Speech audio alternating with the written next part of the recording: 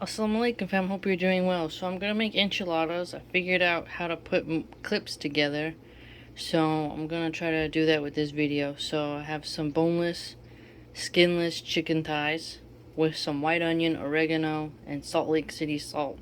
I'm gonna fill this up with water, and then I'm going to boil it and then simmer it down until the water evaporates and the meat is super tender, to then shred that and then stuff it in the tortillas. So I'll show you that in the next clip.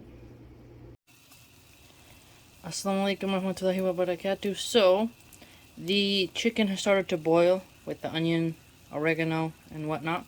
Now we're gonna cover this, gonna turn it down, and we're gonna let that simmer for a while.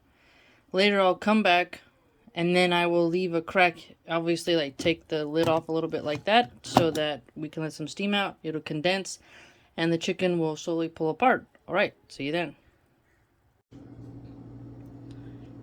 And now, if you notice, the chicken is ready because it can break apart so easily that even a spoon can do it, alright?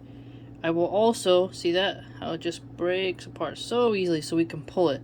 I'll take this broth, I'll strain it, and then put that in rice to be served on the side. This is the rice.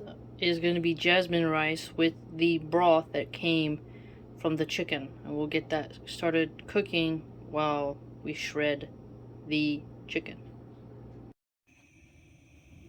Now we have shredded the chicken and it looks pretty good, still pretty hot.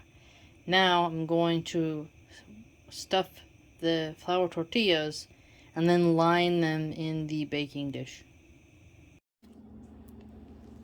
Now that we've rolled it, we're going to pour over the sauce.